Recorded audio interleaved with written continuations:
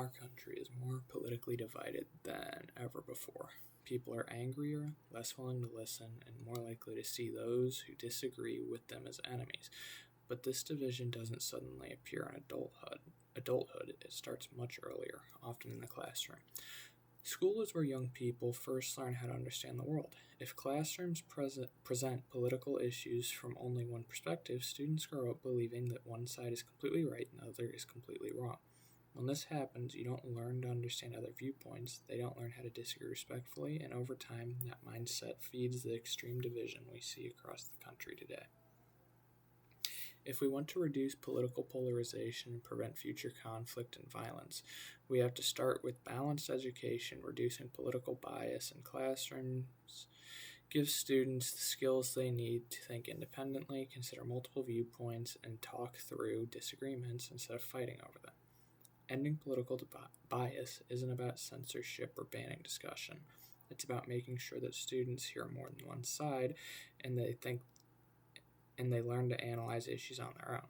When students are taught to think critically rather than politically, they grow up to be adults that can have civil conversations, make informed decisions, and solve problems without anger or hostility. This alone can help the political temperature in the country. There are a few practical steps we could take. First, provide teacher training focused on staying neutral during political discussions. Second, set clear guidelines for how conversational topics should be handled fairly, respectfully, and without pushing one viewpoint. Third, give students and parents a safe, simple way to report concerns so problems can be addressed early.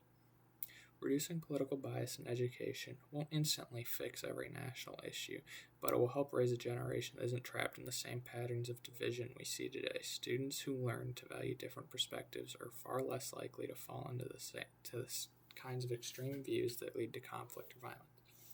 We all want a safer, more united country. That starts in the classroom, that teach balance, fairness, and respect for all viewpoints. I'm asking this board to support policies that promote neutrality and protect students from being pushed towards any political side. If we want less division tomorrow, we must teach our children to think not what to think today.